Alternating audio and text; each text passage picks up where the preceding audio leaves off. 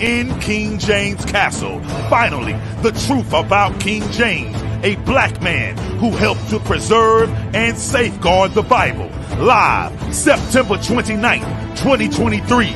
Commanding General YAHANNA, live at King James Castle in Scotland. Come on down and support the I.S.U.P.K.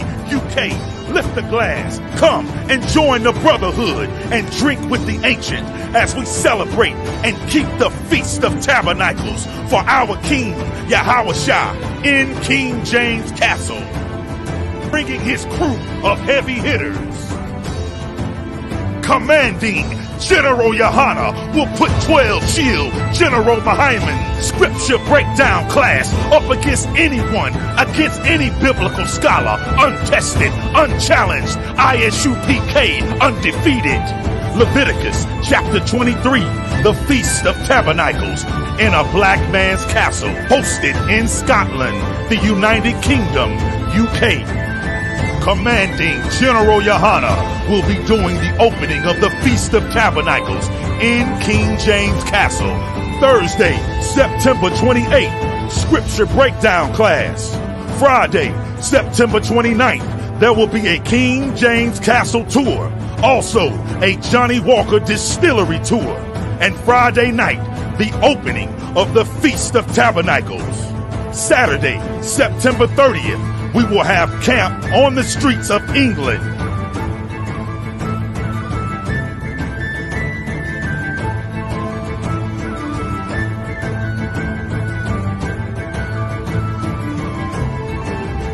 Sunday, October 1st, the UK Cookout.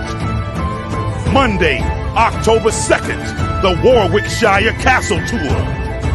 I.S.U.P.K under Commanding General YAHANNA at King James Castle in England. This is an absolutely monumental, historical event. Want us to stop.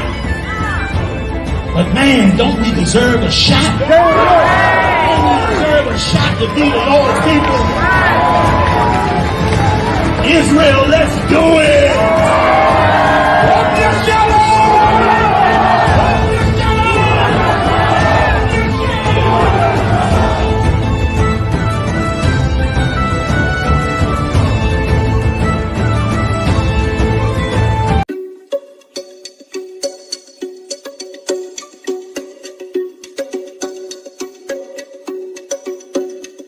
Hello mate, a funny hard Monday. Now your place when the cause I win no chase. Get straight to the pace from a day. Hey Shalom Israel, it's Captain Mashak, right here from DC. Don't forget this September, end of September, the 28th, 29th, 30th, all the way up to October 4th and 5th. Commander YAHANNA and the I.S.U.P.K, we're going to be live in the UK, United Kingdom. We're going to be up in Scotland, in King James Castle. You see the nigga on my chest.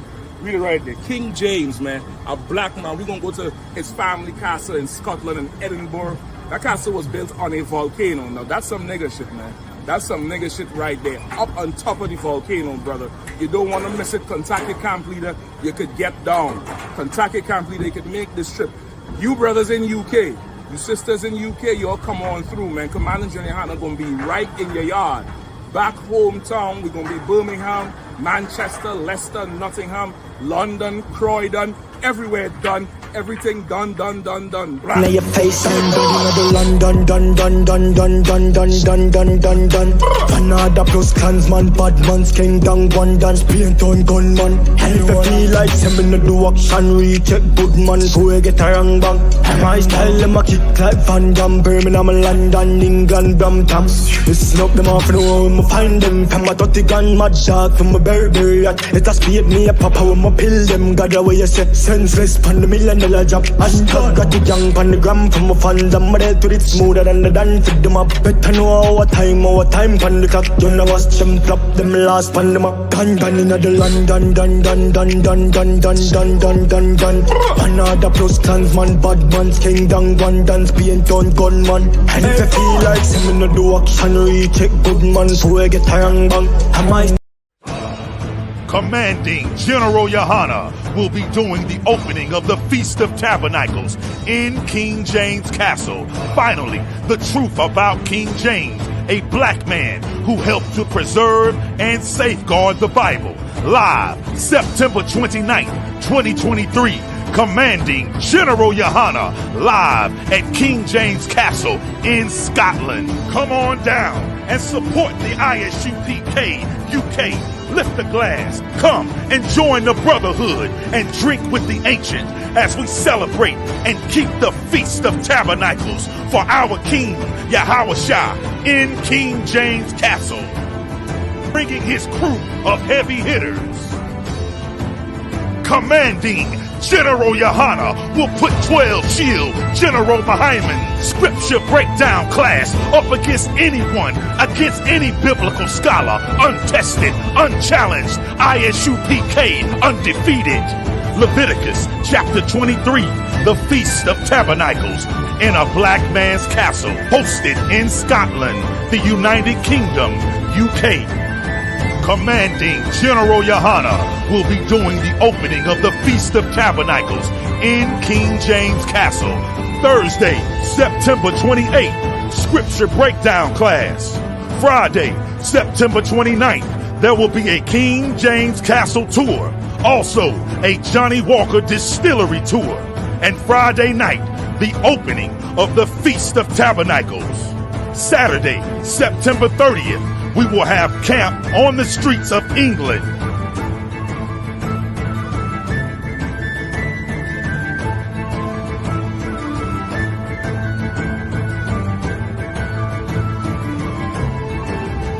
Sunday, October 1st, the UK Cookout. Monday, October 2nd, the Warwickshire Castle Tour. I.S.U.P.K under Commanding General YAHANNA at King James Castle in England. This is an absolutely monumental, historical event. Want us to stop. But man, don't we deserve a shot? Don't we deserve a shot to be the Lord's people? Israel, let's do it!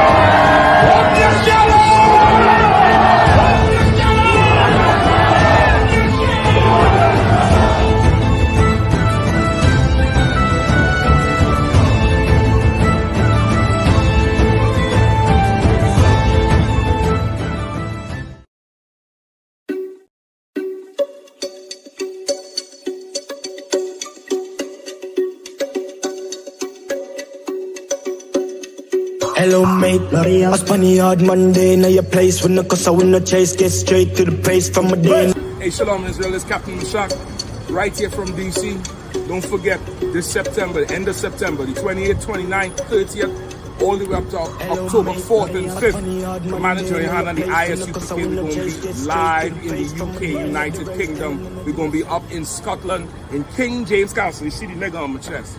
Read it right there. King James, man, a black man. We're going to go to his family castle in Scotland and Edinburgh. That castle was built on a volcano. Now, that's some nigga shit, man. That's some nigga shit right there. Up on top of the volcano, brother. You don't want to miss it. Kentucky Camp Leader, you could get down. Kentucky Camp Leader, you could make this trip. You brothers in UK, you sisters in UK, you all come on through, man. Commanding General YAHANNA going to be right in your yard. Back hometown, we're going to be Birmingham, Manchester, Leicester, Nottingham, London, Croydon, everywhere done. Everything done. Now your face and London, done. Another plus clansman, bad man's king, down one dance, paint on gunman. And if I feel like sending the do action, recheck good man, go get a wrong bang. My style, them a kick like Van Damme, Birmingham, London, England, Brampton. Listen up, them off the home, I find them from a 30 gun, mad dog, from a berry yacht. Let us speed me a papa, when I pill them, God away, you say, senseless, pan the million. mill a drop. Hashtag got the gang on the gram from my fans. I'm ready to it smoother than the dance. Fit them up. Better know our time on the clock. You know watch them flop, them last pan them up. Dun in the London, dun. Another plus clansman, bad man's king, down one dance, being done gunman. And if I feel like some no do action, recheck good man, so I get a young bang. And my style, them a kick like Van Damme. Birmingham, London, England, Brampton. Canada, and the girl chase that, manifest that. Bad money, we a make away the vixen fan. Yep. All right, Shalom. This is Captain of 10,000, Parashia. We're doing on the ends. It's going to be a little bit different this time, but we're still going to break it down, go into the topics, and do everything what we got to do, yeah? We got some good stuff today. In the UK, you know about the woman that she killed many babies. She got sentenced to life. We're going to go into that, and we're going to show you something that the UK doesn't want you to see. So we're going to get into that as well, where we got some relevant subjects. And for those of you online, we're asking you a question. So what we're going to do, we're going to play a video, and we're going to see your opinion on it. Now, with that being said, you don't have to agree with us. If you see another way, say so. Type it in. But of course, we will give you our opinion too. So with that being said, what I'm going to do, I'm going to play the video, and then you tell me, your opinion. All right, so we're going to screen share.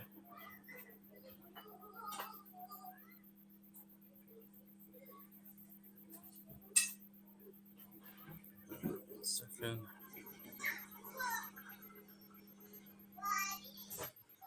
Give me 1 second, just putting it together.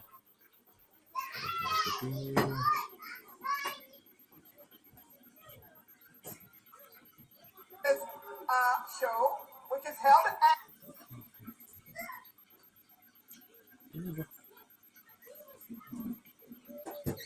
All right, so just putting it up right now.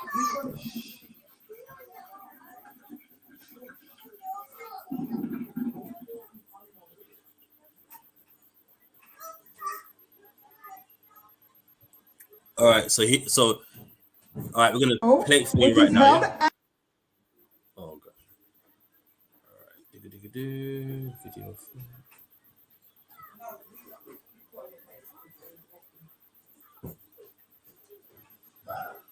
Make sure the all start early. Now, you look like you don't want to perform on the show next year.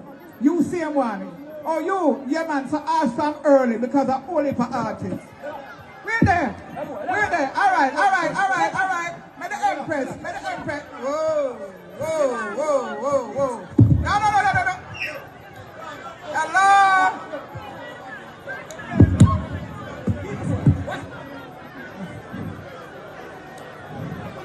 All right, hold the vibes. Whoa. Listen, DJ Chris. Oh my God. Chris,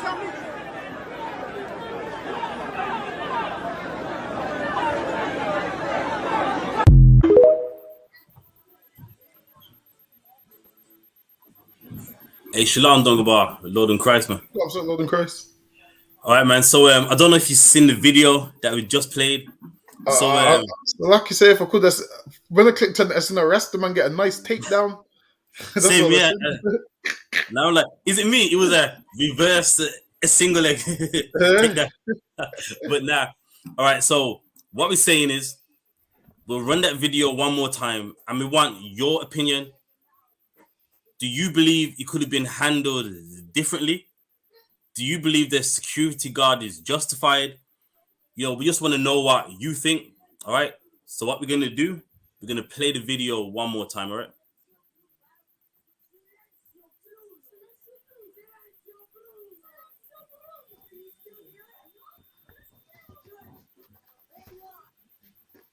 annually. So if you don't want to come on the show, make sure the ass start early. Down. You look like you don't want to perform on the show next year. You same one.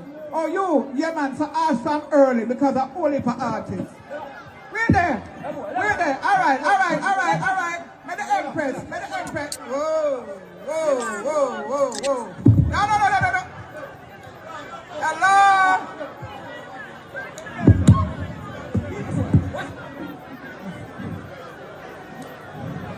All right, hold the vibes. Whoa. Listen, DJ Chris. Oh my God. Chris,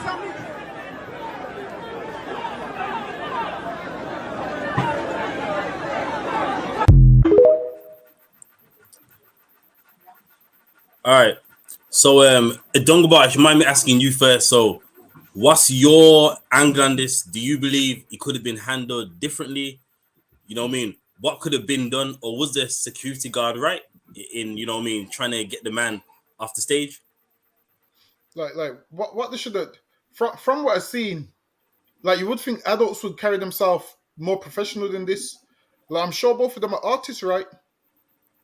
No, okay. I'll give you the backdrop. So it was a festival, and the man in the all white, he wasn't meant to be on the stage, meaning for you to perform, you gotta be booked. Okay. So the man in the all black, he works for the festival, and it's his job to, you know, get the man off stage. If it helps, you know, shed some light in it. Oh, so the one that was meant to get him off stage ended up getting beat up. Yes. Okay, I get it. Well, what they need to do is they need to tighten up on the security because that man shouldn't even be able to make it that far onto the stage, man. Mm-hmm. You ain't supposed to make it that far onto the stage. Like, you're supposed to protect the stage.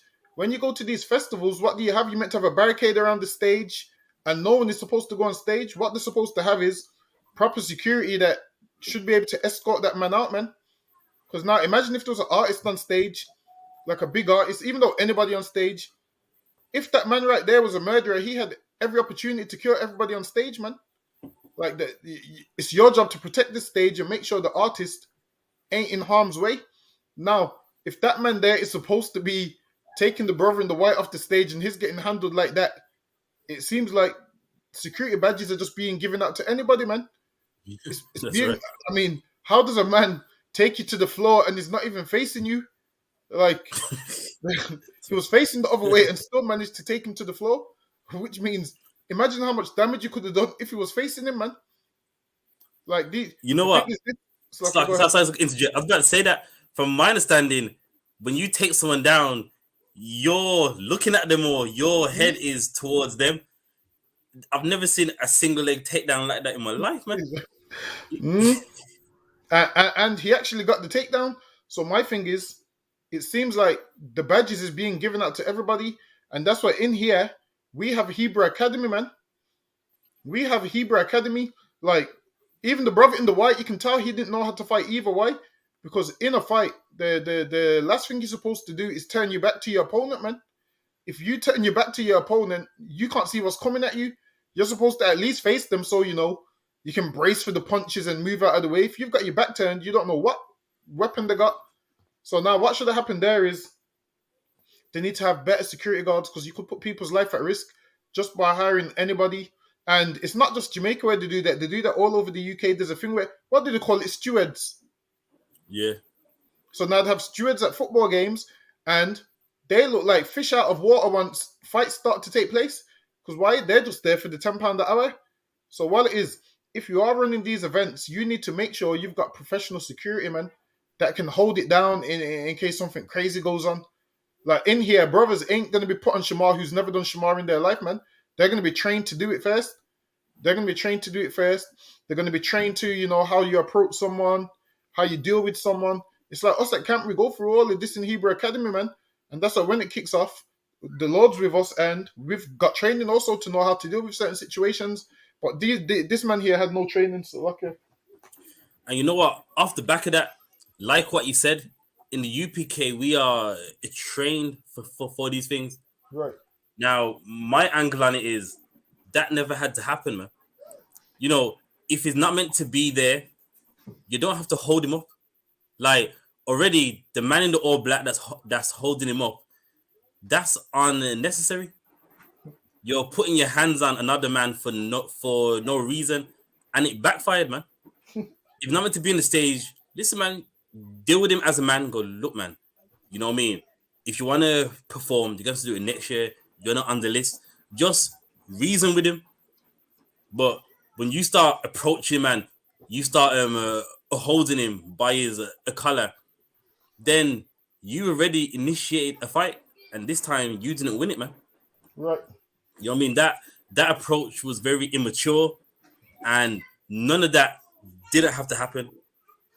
So, from myself and Officer Dongabar, that's our stance on it. But what's yours? You know what I mean? Write it in, man. You know what I mean? If you think the security guard in the all black is justified, say why. You know, if there's something you see from that, let us know, man, and we'll break it down. You know what I mean? And we can surely come to an understanding on what was meant to happen that day and what should have not happened, man. All right. So I'll play that one more time and then that's it now. You know what I mean? Everyone else have to write their opinion on it.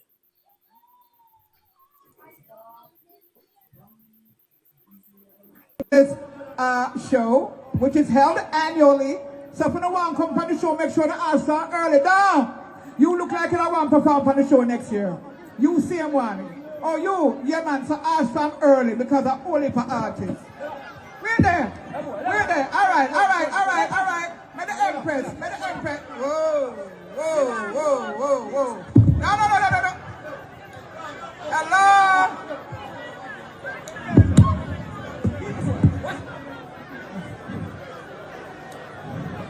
All right, hold the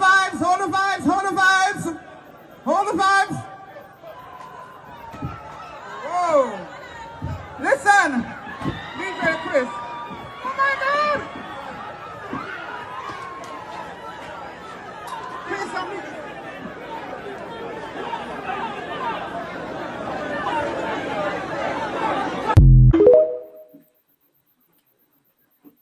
All right. So yeah, we can end it there. So now it's up to you. You know, you let us know how you think it should have went, who's in the wrong, who's in the right. And like we say, you don't have to agree with us. You know what I mean? If you see something else, just let us know, man. All right, man. So on that, you can see that the brother in the yellow was more professional because when he had him held and the other security guard was coming to hit them and he kind of pushed him away, like where which shows the brother in the yellow had a little bit of professionalism because now they had every opportunity to rush the brother, the one in the yellow that was holding the man at the end. It seems like he probably was just saying to him, yo, just leave, it's not worth it. And then the other brother in the black, did you see at the end when he was coming like he was going to still try and fight him off the stage? I saw that. And the brother in the yellow pushed him away like, nah. And the Bible says, a soft answer turns away wrath. Now you grabbing up a grown man by his collar, what do you think that's going to do, man? You're going to, obviously he's going to throw drink at you or whatever because you're making him look like less of a man in front of, even if you don't want to do it, he has to do it because it's on camera and there's thousands of people in the audience. Now, if you just whispered in his ear and say, hey, you're not on the bill, but you have to come off the stage, come this way, he'll probably say, you know what, fair enough. Listen, man, I do security myself, so I know how sometimes how you deal with people is sometimes how they respond to you, man. Sometimes there'll be people kicking off all the time, and I just say to them, I don't get paid enough for this, man. Come, man, just leave, because all they're going to do is phone the police. And they'll be like, you know what, fair enough. But if you go around grabbing people up, I mean, what do you think is going to happen, man? They are going to attack you, man. Whereas, if you spoke to him and he didn't listen, and then you had to get physical, that's one thing. But you didn't even give him the opportunity. You just grabbed him up. And sometimes what you need to do, you need to not let that badge get to your head, man.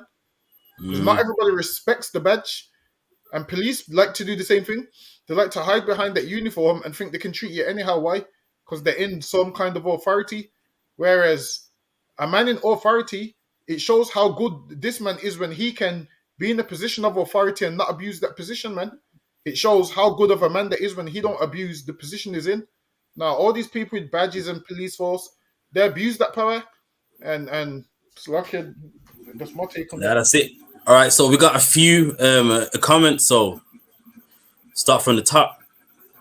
So Barack Allah out of Canada goes, it could have been handled differently, definitely, which we agree with. Sister Nakapaya from Birmingham, England said, I don't know. You know what I mean? So fair enough. You know what I mean? Again, there's no wrong answer. Then Barack Allah came back with security was definitely wrong. The way he grabbed the brother, it's clear it was going to go bad from there. And you're right, man. You can't grab a grown man by his collar like some boy. Like that. You're asking for a fight. Let's see what else says. But he says, but the dread ain't blameless for going on the stage when it shouldn't have. So okay, so it's like a 50-50 from Baraki Allah. Nakapaya, don't know. But we'll see what other people have to say as we go on with the show. All right, so remember now with that's all the show, right? So you can type in on that, all throughout the show. All right, so the next topic is going into women that say they don't need a man. Now we're gonna show you a video where a woman needed a man.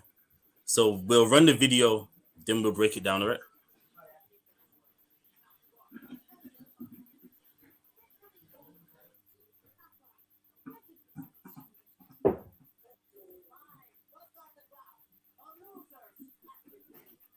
Deep she got, then I'm on your ass like what's some stupid blade ripped through a torso. You stuck up, blade ripped through a torso. You stuck up, blade ripped through a. Whoa! Where's Snapman? Where's Snapman? Where the fuck is Snapman? Where the fuck is Snapman? Yo, where the fuck is Snapman? All right, so I'll give you some context on it. So this was a rap battle right here, and the woman on the left, her husband was there, or in the world, her man was there, and he didn't like the way how she was being handled, so he went to go and fight. And what happened? Men had to hold back that man. And what's the point of this? All these women that say they don't need a man. Listen, she needed a man, man. Right. If there was no men there, she would have been protected. That man would have done some very harmful things to her, man. So listen, man, all that nonsense of women don't need a man, that is nonsense, because that woman needed men to protect her from that man. Right. You got anything on that, Dongba? And life shows you that women need a man. Listen, man. Women, it's just natural that women are scared of little things like what? Spiders and all of those kind of things. And who do they get to kill that man? Who do they get to kill that spider? The man that's in the house, man. Women be scared of little things, which shows they need a man. All of this, I don't need a man. Obviously, while it is only our women have been programmed to think like this, like obviously they're a product of the poison from our oppressor, man, where he throws it out there. You don't need a man. You don't need a man. And that poison he throws out there, he targets black women with that poison, man. And then that poison enters their brain, man. And then they start to speak how he wants them to speak. And then he hides himself behind the curtain and he's pulling the strings of, I don't need a man. And then you have this thing where you have men versus women. So what you'll find is in the black community, there's a lot of black men dissing women, black women dissing black men. And we can't seem to get on. Why? Because all of us is a product of the oppressor's poison, man. Whereas we need to remove him out the way, and we need to realize that as a man, we need these sisters, and as these sisters, you need these men. And the Lord made it like that for a reason, man. The Lord made it so we could be together and be a family. Now, if you don't want a man, that's fine. If a man don't want a wife, that's fine. But to be a woman that's having sex with a man and talking about you don't need a man. You having sex with a man shows you need a man. It shows, man. You can't have sex by yourself. You wanting a child, talking about you don't need a man. Listen, man. That means you need a man, even if it's for something little. You still need a man. You're believing, I can get through life without a man. I can get through. I don't need a man. I can do whatever. And it's crazy, man. If you're a woman with a child, you should be the last person to say I don't need a man, because a man is the one that gave you that child, man. There wasn't no immaculate conception. A man impregnated you and gave you that child, and you wouldn't have that child if it wasn't for that man. So all of this, I don't need a man stuff, and it's just garbage. It's just nonsense from our oppressor. And once we start listening to him, we'll be beautiful black families, man. Like, it's so rare. Like, it's so crazy that it's so rare to see a black family, man. Listen, I'll tell you a story. Just 2 days ago. Listen, I was in Greece just 2 days ago, and I seen a black man, and he was with his wife. And Cap, you know what I done? Listen, I was so excited I went and firms them. He don't even know why I went and firms them, and it was because it's in a black family, man. And usually all over there, it was what, black men with Edomites, and this man was with his black woman, man, and his children. And I felt like, when you see someone and you feel like this man looks like me, and I felt happy to see that there's black men and black women in the world that actually still stay together. So okay. Now, I'll go into some of the comments online. So we got Raquel says, I don't even change the oil in my car. My husband does. There you go. Listen, man, you know what I mean? Like, we're not trying to play that gender game, but men need women, women need men, man. Right. Says, I need my husband and I am proud. Why act like you don't need a man when you really do? And listen, like, it's ridiculous. You know what I mean? Or that you don't need a man. You know what I mean? We can play that video again. Listen, man, that woman needed a man, or otherwise that man would have put her to death, man. Right. She needed those men to hold back that man. You know what I mean? She couldn't do it. And if you notice, I'll run the video one more time. As it's approaching, she's backing up. She knows she can't handle it. All that you don't need a man stuff is nonsense. When it comes down to it, a woman knows she needs a man. Right. So we'll play that one more time.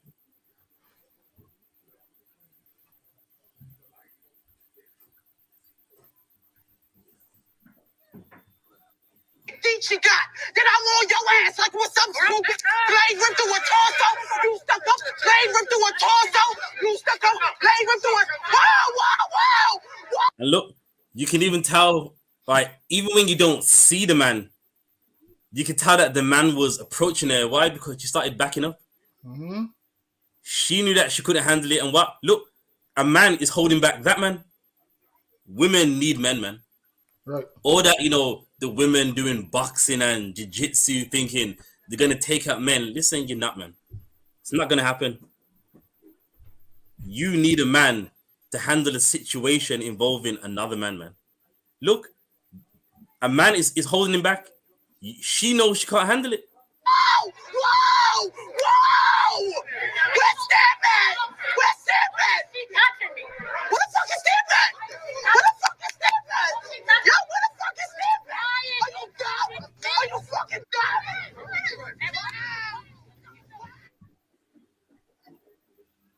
And look, if you don't believe us, live shows you. Men. You know what I mean? Men had to handle that, man. So, you know what I mean? All that gender game of, women don't need men. Listen, man, when it comes down to it, listen, you're going to need a man, man. Right. In these last days when World War III kicks off, famine and pestilence, you are going to need a man, man. Right. I don't care how much man things you're working on doing now. It's just not going to be enough, man. And you're going to need a man at the end of the day, man. You know what I mean?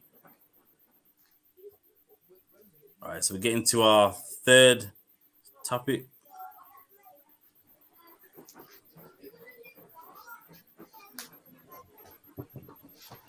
So off the back of that, this was a podcast in Birmingham. I was talking about family homes. and what goes wrong and why kids are being abused so much. So let's see what this podcaster had to say.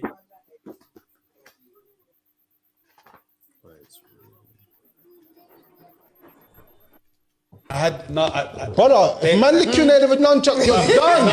Is he mad? No. I spray went mad. Okay. Well, matter of fact, the Saints is playing. We'll run this. Actually, no. I'll say this one for later.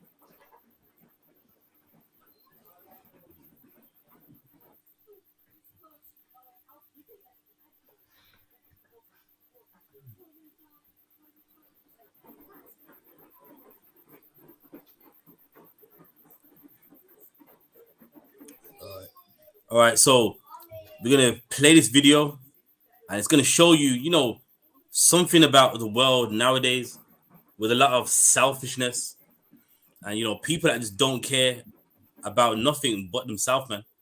And this video is gonna shock you on the mentality of England. So this was a test that was done, and listen, what you're gonna see is gonna show you that, listen, like, no one cares about nobody anymore. So we're gonna run this.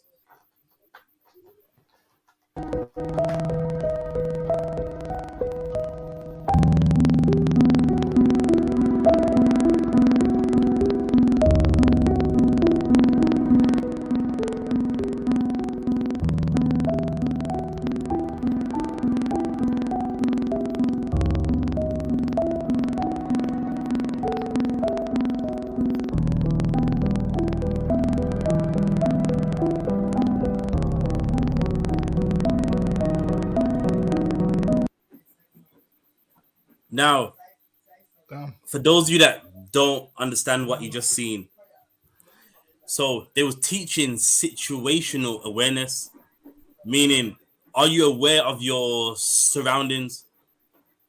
So what they done was, of course, the boy's an actor and the abductor, he's an actor too. So they made the abductor take the boy, and they wanted to see what people would do. Would people save the boy? Would people call 999? And unfortunately, no one did nothing. We'll play it one more time.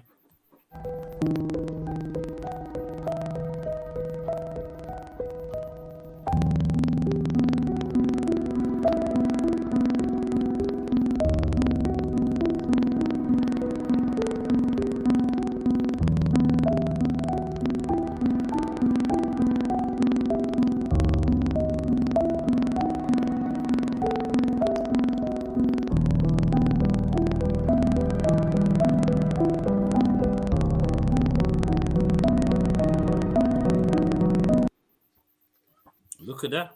No one did anything. So they done it 3 times. And everyone that saw the boy being abducted, even though it was a prank, it wasn't really happening, no one cared. People saw him take the boy in the alleyway and just carried on walking. No one didn't call for help. No one didn't call 999. No one done nothing. Which shows you about society. It's very selfish, man. Right. People only care about themselves, and well, it's not my son, it's not a cousin of mine, it's not a family member of mine, and they did not care. And that's why they released the video, just to show how selfish English society is, man. You got something on that, don't go. And I've realized that most other countries ain't like how England is. Like, I've realized England is a very selfish country. I've realized, you see in everyday life, like even the people are selfish. Even everybody knows it, that British people are more selfish than other people, man. Like, here, everyone only cares about themselves. Whereas, if anyway, in these situations, you should speak out, man. Listen, in these situations, you see a child getting kidnapped right in front of the parents. You're meant to say to the parents, "Oi, that person's taking your child at least, man." That's what you're supposed to do. You're supposed to say, tell that person, leave the child alone, man. The thing is this, if this man can take their child, what you need to realize is he can also take your child, man. Mm-hmm. Maybe, because because you seen this happen and you didn't stop him from getting away with their child, guess what might happen next week? The same man might take your child, man. Whereas this man could have been in prison if you would have at least made a little bit of noise, man. That would have been one child kidnapper off the street. Obviously, it's a social experiment, but I'm on about if it was real. It could have been one child kidnapper off the street, man. But because most people don't speak out, and this is what happens when nobody loves each other no more, man. This is what happens when you're no longer a society no more. Everyone's just focused on themselves, and that's why the law is in the Bible. The Lord tells us to put evil away from Israel, man. What we would do if this was our land, we would say, put that child down, man. Why? Because we putting evil away from Israel. We ain't gonna let you get away with it. Because if you let a criminal get away with one thing, what do you think happens? It breeds more criminals, man. And that's why the Lord said, for certain crimes, people would get stoned in the public, and people would see, and that would put evil away from Israel. How does it put evil away from Israel? By what? You seeing that and you saying, damn, I'm not going to do what he did. I ain't going to do what he did to get myself stoned. That puts the evil away, man. But if you let people get away with doing whatever they want, the evil will never depart from your land. And that's why evil's never departed from England. Evil's never departed from these other places. Why? Because nobody has a voice no more, and nobody wants to put evil out of the land. That's why there's all these child molestation cases. This is why there's all these grooming gangs. This is why the order in Islam. Why? Because in Islam, there's no one that speaks against the evil, man. So you're comfortable there. Whereas around us, you won't. Listen, this is why people leave the truth. Why? Because they're not going to be comfortable in here doing stuff that they're not supposed to be doing, man. Now, if we just allowed you to do whatever you want, the classrooms would be full every single day, man. The school would be full to the brim. But because it's not, that's why people leave the truth. So, okay. Nah, there you go. And on that video, what was shocking as well, it was like a businessman. He saw the boy be adopted and just laughed. And then, like, he looked in the alleyway like, I saw something, but, you know, it's not really my concern. And that is England. What that man did there? That's a reflection of the UK, man. Right. Selfish, man. You know, not a care in the world. And you know what I mean? Like, what you need to get from a video like this is, in the UPK, we are all we got, man. Right. You know what I mean? That is a reflection of England. And if you're in the world, that's who your friends are, man. People that are selfish. That's your family, man. People that are selfish. It's just all about them. And in the UPK, we practice what England doesn't know, and it's called love, man. Right. You know what I mean? We love our neighbor as we love ourselves, man. Listen, man, any holiday and someone, you know what I mean, even tries to take a kid, and I've never seen that individual, I'm approaching him, man. Right. And it's going to take someone in schools to go, no, this is his uncle, this is aunt. If I don't know you, you ain't taking none of them kids, man. Right. I mean, you can hate me now, but listen, man, you know what I mean? I can't look a brother in the face knowing that I allowed his son to get taken, man. I just assumed, you know, that was his uncle, man. And that's the love that we have in here. So listen, if you're in the world and you know about the UPK, you're cheating yourself, man. Right. You're lying to yourself, because no one in the world cares about no one in the world cares about nothing, man. And all you have is the UPK. All you have is blacks, Latinos, and Native Indians loving each other, man. Right. I got a comment from Baraki Allah. Devils don't even love themselves. We shouldn't expect anything from them. And listen, what he says heavy. Remember, the actor's white, and they don't care. So, being black, Latino, and Native Indian, forget about it, man. One of our kids get abducted. Listen, no one's helping them. Right. And that's what we're going to get from that, man. All right. So, anything you want to bring out? I'm ready when you are. If you want to go to the pictures we had or whatever. Okay, Khan. Yeah. I've got some other stuff, but if you got some stuff too, we can break that down as well. Yeah, we can go into it whenever you're ready, sir.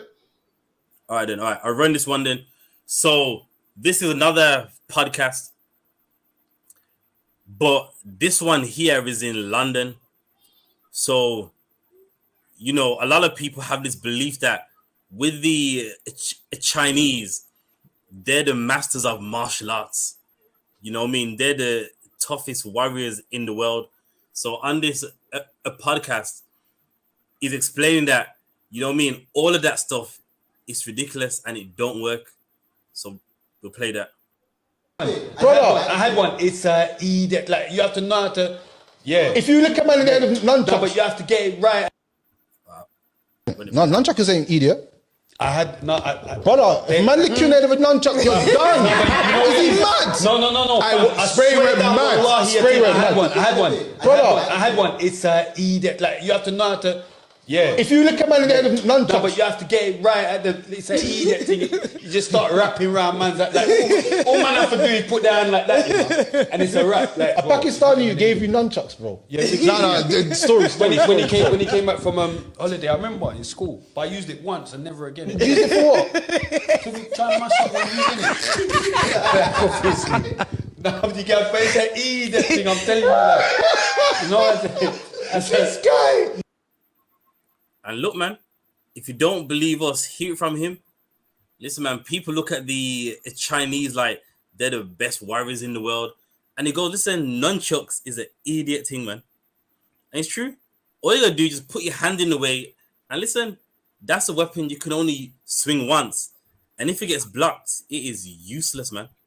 Nunchucks are a joke. And for so many years, what have we seen? We've seen martial artists swinging the nunchucks around their waist, around their back, and we think, yo, you don't want to mess with him. And that is one of the most useless weapons in martial arts. Years ago, there was a show called The Deadliest Warrior, and they had on a Shaolin monk, and with the nunchucks, that weapon was the most useless weapon on the show, man. I mean, there's other weapons that like the Vikings had, the Anglo-Saxons had, you know what I mean, certain tribes in West Africa had, and the nunchuck was the most useless weapon. The man goes, you only get one chance, and if it gets blocked, then that's it. Your enemy is inside, and that weapon is useless, man. Right. And they've lied to us for so many years, showing you the nunchucks, swinging it round, and listen, it's an idiot thing, man. Right. That is the most useless weapon, and none of that kung fu doesn't work, man. And listen, he's saying, you know what I mean, it was wrong, but he's saying he used it on the road, and even he realized, listen, that don't work, man. Anything you want to add on that? And it's true, man. Like a lot of these things, it's good for movies. It's good for me. Like say for instance, a man that hits a bag all day, it looks good until there's real life someone in front of you. Honestly, nunchucks ain't gonna work. It looks good in movies when they swing it all around, and in a real fight, no one's giving you all that time to do that, man. You're not gonna get that time to do that. It's like in real life, if you've got nunchucks, all you do is hold the end of the nunchuck. That's the end of it. You hold the end of the other end of the nunchuck, and it's not gonna work. So this is why all these skills that Chinese people have, when it comes down to real fights, you realize the Chinese ain't got nothing, man. All it is they're very good at acting. They're very good at making it look good. Like there's tons of things that they do. Bruce Lee makes a few things look good. All of this 1-inch punch, it looks good. But honestly, in real life, that's not working in real life. A man's not going to wait there for you to get a 1-inch punch. That's not going to happen. A 1-inch punch, a man's going to be swinging on you from like 3-4 inches away, man. So you being able to land a 1-inch punch, it's not realistic. These kung fu movies is good just to watch as a movie. All these little flying kicks in the air, it don't work in the real world, man. All these little flying kicks, and even if you speak to people that do MMA, they will tell you in a street fight, half these things don't work. So yeah, nunchucks ain't gonna work when a man grabs you 2 legs and grapples you. It's not gonna work. Imagine you're swinging nunchucks and you're fighting a wrestler. It's not gonna work. Honestly, nunchucks goes nowhere. Don't waste your time even learning. Certain forms of martial arts, there's no point learning it. I'll be honest with you, Kung Fu is one of them. Karate is one of them. I watch a lot of these YouTube videos where kickboxer fights a karate artist or Kung Fu, And what happens? The karate and kung fu guy they don't even know how to block. They stand there and they get beat 10 times out of 10. So don't waste your time doing karate. I realize black parents was always trying to send their kids to karate, and now I kind of understand why I didn't gravitate to karate, man. Because karate was some foolishness. It don't work in the real world, so lucky. Nah, there you go, man. And what he says heavy, like in the 90s, MMA was getting big, and MMA shut the whole martial art world.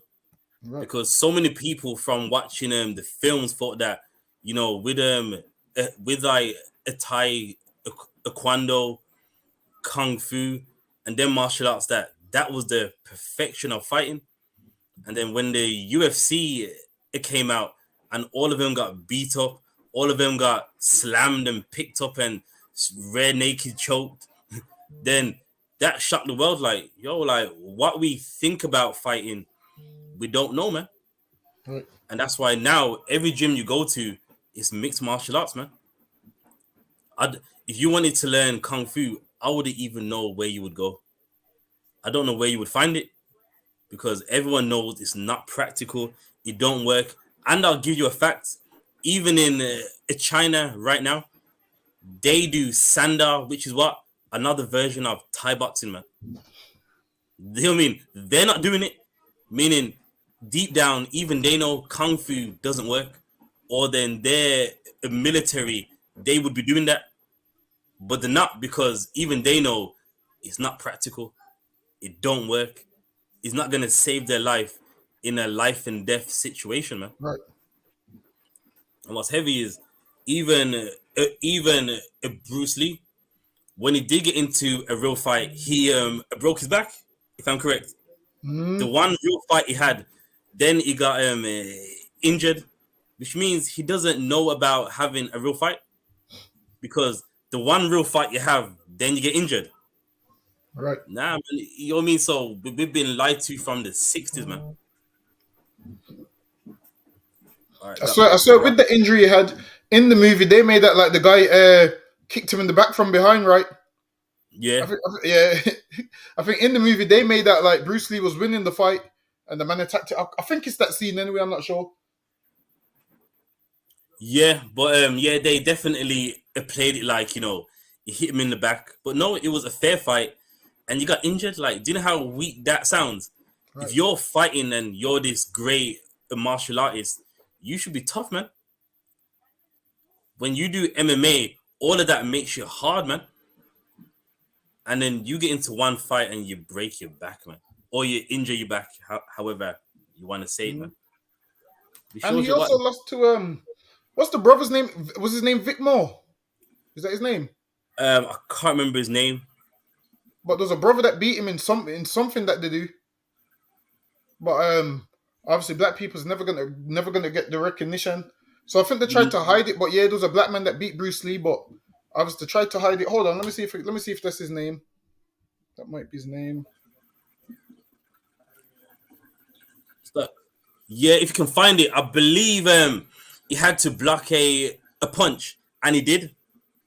And then when the camera was on, Bruce Lee tried to hit him low so that he could win, but he blocked the same punch. It might be that one. Like, yeah, and in a China and that they don't talk about it. I'll see. Yeah, so there's a little excerpt here. It says, "I beat Bruce Lee sparring, and so would all these karate champions." That's what Victor Most see. Even he knows that a lot of people beat Bruce Lee, but obviously, America and the Chinese, well, they make it like, and what's so crazy to me, it hurts me every single time when I hear Anderson Silva say Bruce Lee would beat him in a fight. Anderson would kill Bruce Lee, man. That's right. And it's crazy to like while it is. People, listen, they put Bruce Lee on the UFC game. Did you have the UFC game to put Bruce Lee on? Yeah, I've seen it. And they made him near enough unbeatable, man. And we know in the real world, Jose Aldo and all of them is beating Bruce Lee, man. Listen, the weakest UFC fighter is beating Bruce Lee, man. You really think Bruce Lee, they make it like Bruce Lee could beat people like John Jones, and it's not going to happen, man. While it is, I think most these black fighters, out of respect, they say Bruce Lee would beat them. So it's an out of respect thing. But secretly, I know John Jones in his head knows he would beat Bruce Lee. I think he knows this, man. There's nothing Bruce Lee does great. He can't wrestle. No jiu-jitsu. Just a 1-inch punch at best. Listen, man. There's nothing. Even in the movies, Bruce Lee didn't look great. Apparently, he didn't even do his own stunts, right? No, he didn't. No. See? Nah, I'm finding the video. So yeah, it was Vic Moore in the 1960s. Let's see if I can grab it. Because I remember, I think the video is old and black and white. From what I remember. I got it. 1 second.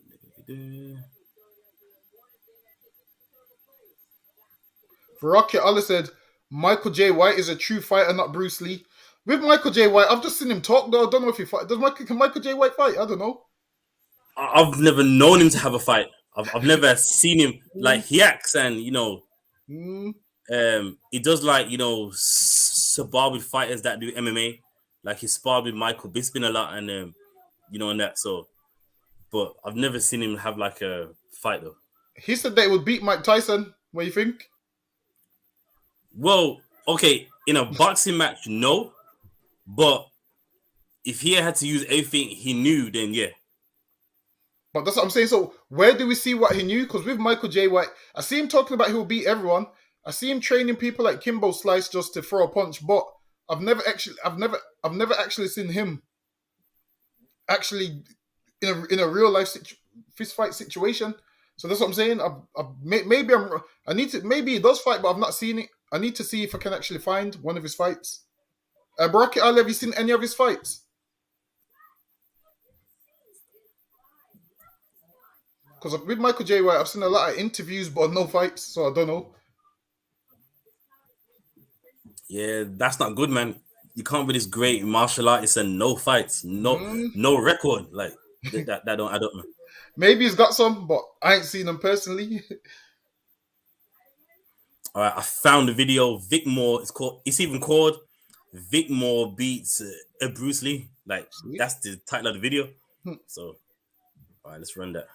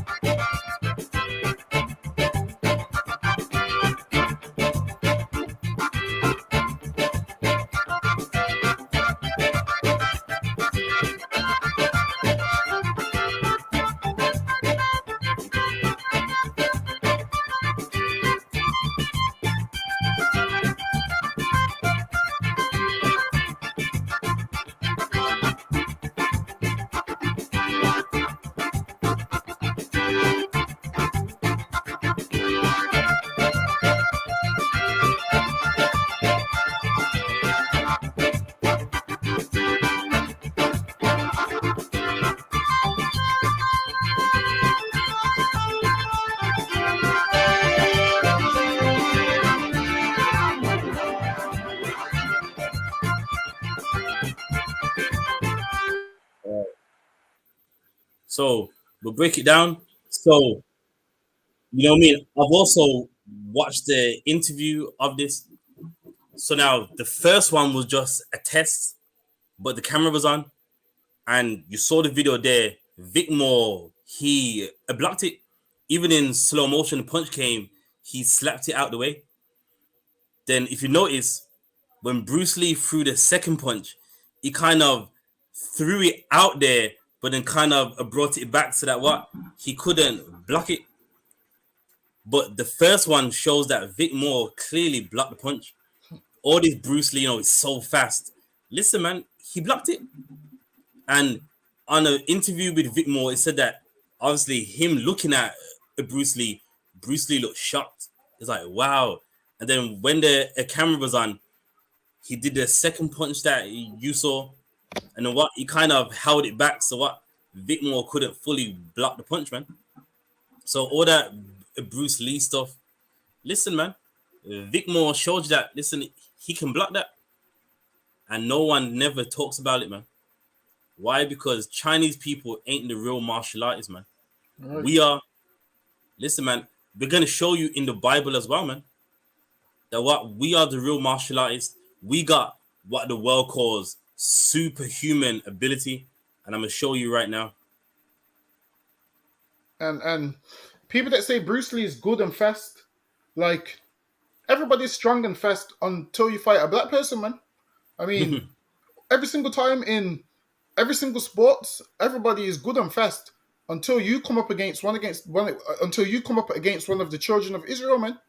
And then you realize, damn, it's not fair. So what do these oppressors have to do? They have to take steroids to try and catch up, man. Like even when you look at athletics, everybody that makes the final is an Israelite, man. And they're all racing each other. Like every final, things like that. Like when people are fighting for the belts, Holyfield, Mike Tyson, Israelites, man. Marvin Hagler, what's the next one who he had the fight with? Oh, shit. Hearns, Thomas Hearns. Israelites, Sugar Ray man. Leonard. Muhammad Ali and George Foreman, Israelites, man. Whereas these lot will tell you about, and then what happens is, our people always want to give the credit to somebody else. I'm sure they say Rocky Marciano, who padded his record and paid for victories. He did, sure. Yeah. He's known for that.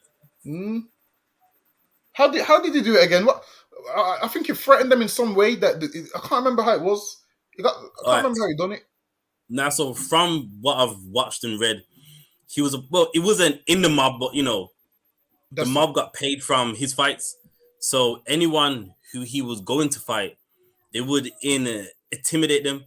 Listen, you better lose a fight in the 6th round, and so that they got paid big money. So his record is really fabricated because the mob helped him majority of the way.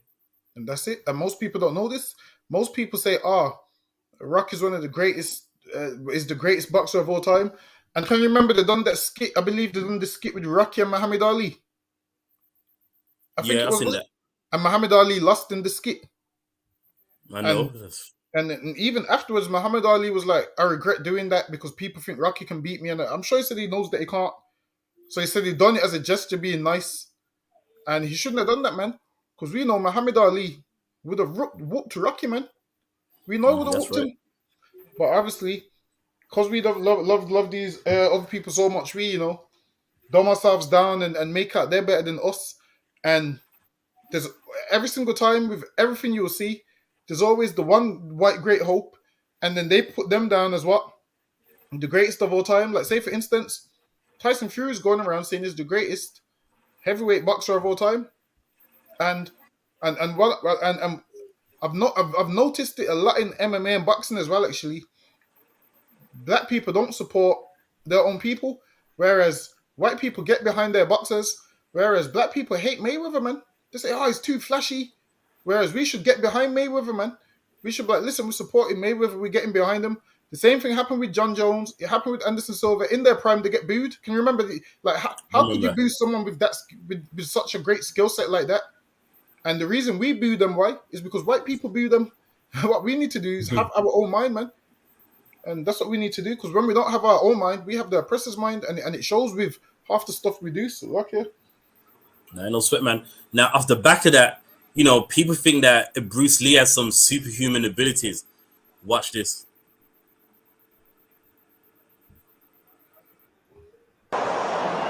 That is a slip on the board. You see, he went flying.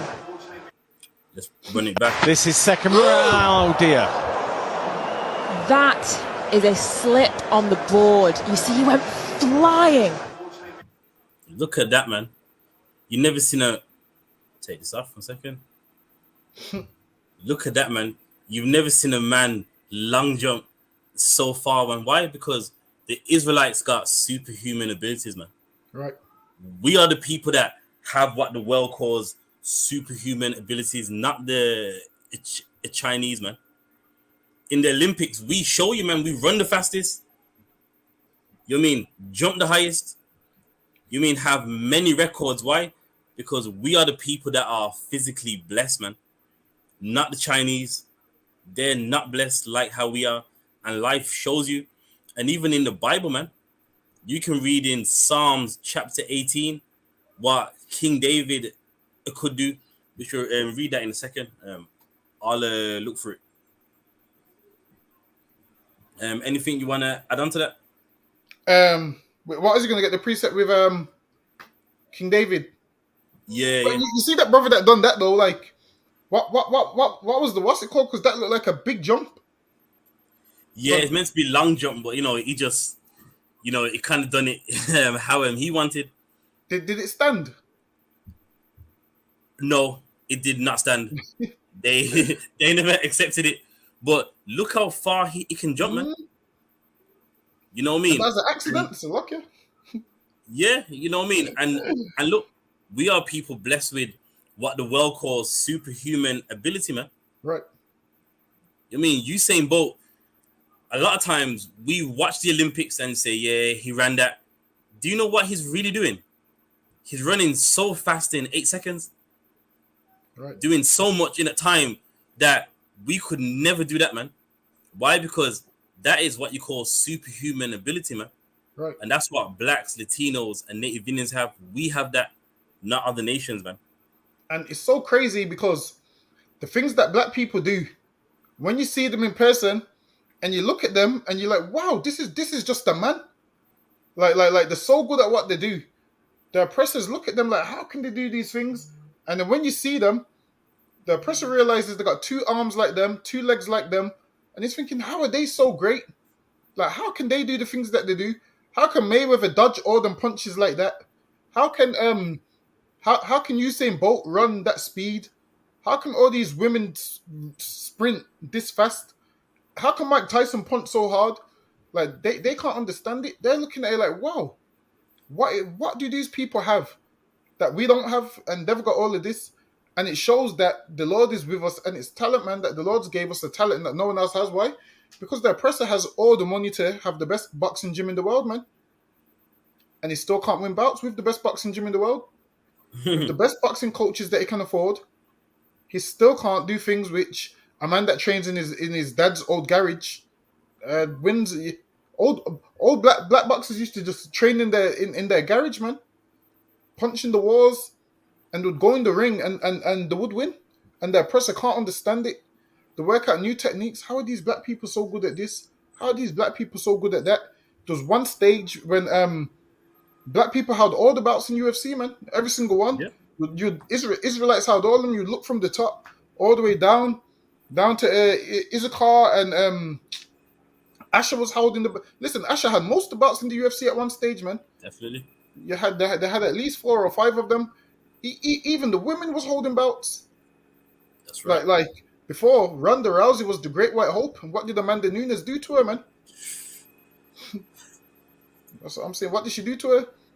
And you could tell that, you know, when Dana White looks upset in the octagon, you can tell. Yeah. Happens all the time, man. The Great White Hope win, they lose. The world hates it, man. All right, I got it. All right, it's Psalms 18. We can start from 29, then skip to 32. Looks like it's 33.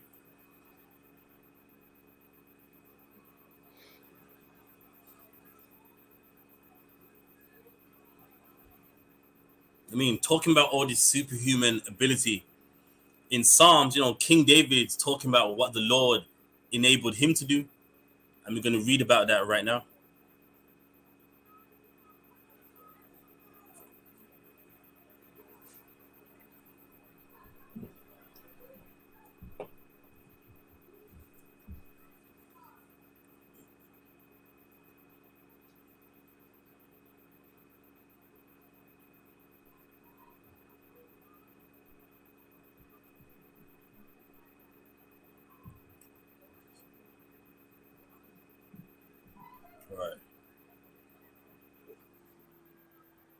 so we're gonna get into that. What chapter was it? I'll get it for you. What?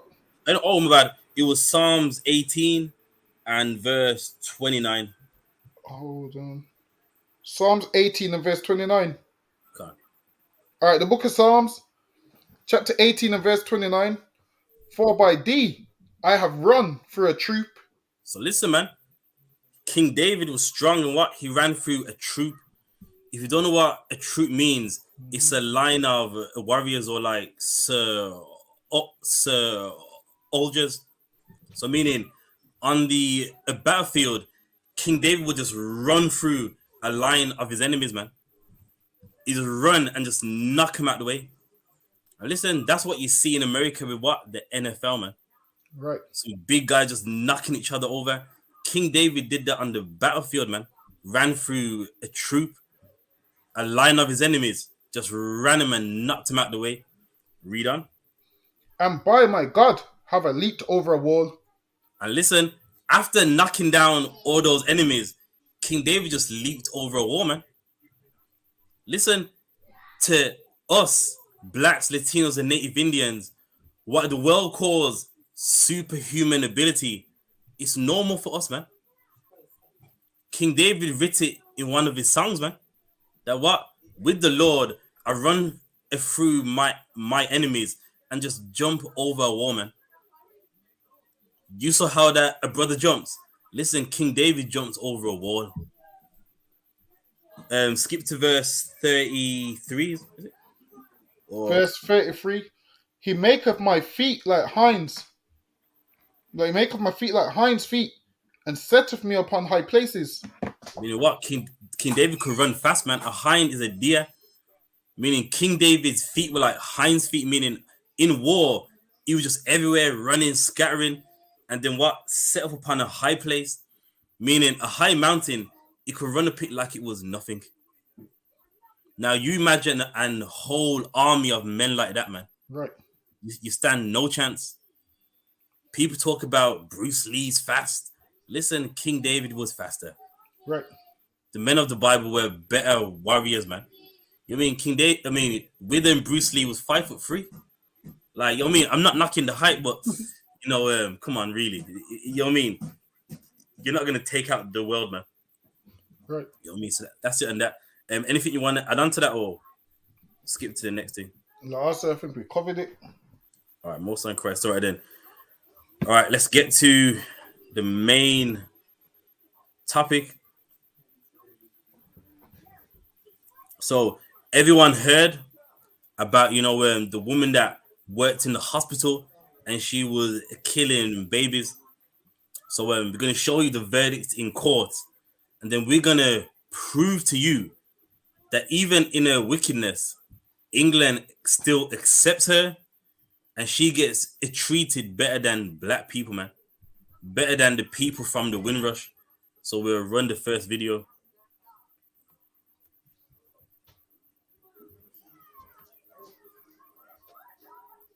Each of the 7 offences of murder and the 7 offences of attempted murder, I sentence you to imprisonment for life. Because the seriousness of your offences is exceptionally high, I direct that the early release provisions do not apply. The order of the court, therefore, is a whole life order on each and every offence, and you will spend the rest of your life in prison.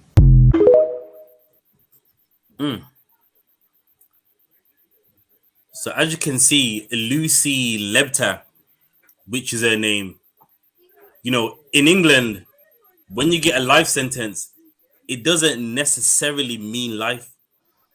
Now, she's one of the only people to get a literal life sentence, man. Imagine that. In England, when you hear life, like in America also, life means life. When that judge tells you life, it don't mean a long time. That life sentence means life. And in England, she's one of a few to literally get life. The judge is telling her, you are going to spend the rest of your life behind bars, man. He's letting her know this life sentence, it's not 25 years.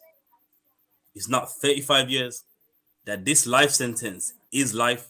You want to add anything on that, or get to the next And video? she deserves it, man, because she was killing babies that could have lived, man. Did you see the documentary that brought out about a week ago? Not all of it. I'm still watching some. So they brought out the documentary, and she had tons of evidence in her house. So they had the chart that in the hospital, every time a baby gets ill, they write down whoever was working on that ward or on that wing, and they said that this lady was working when about 25 babies got sick. They said they noticed that when all the babies was dying or whatever, when they looked back who was on shift, she was always on shift. Apparently, more babies would have died, but other doctors came in the room and then she pretended like she was doing her job. So yeah, she was killing them. There was a family that had triplets. She killed 2 of them, and then she would send the family a card like, "Oh, I'm sorry for your loss," and all of those kind of things. When really she was the cause of the whole problem. And this is the thing, man. Just because someone works in certain professions, they still can be evil too, man. Like what it is, if this was a black lady working in the hospital, they would have clocked onto this a lot sooner, man. They would have said, well, everywhere that black lady goes, babies is dying. But because it was a white lady, she gets all the freedom in the world to murder babies, man. Which lets you know that England is still racist. Because if it was black people, they would have nicked this in the bud from the first baby, man. Because she's white, and they knew, and you know what? They brought out a report as well. The hospital said, don't report it to the police because it's going to bring shame on the hospital. So they didn't care about what was going on in the hospital. They cared about the reputation of the hospital. So they said, don't bring this to the police because obviously what will happen is nobody's going to feel safe having their baby there. So yeah, it's crazy, man. So yeah, that I believe that was in the report that they done as well. The hospital tried to cover it up, but then obviously police got a tip off. They went to her house. They found a ton of evidence. She wrote a letter as well. In her letter, she said, I killed them babies. I'm evil. She said that she's evil. She killed them babies. So she used to write letters about the crimes that she was doing. And they found a ton of paperwork on it in her house. So lucky. All right. So now, someone watching that video, they go, well, she literally got life. How is she better off than us? Let's show you the next video.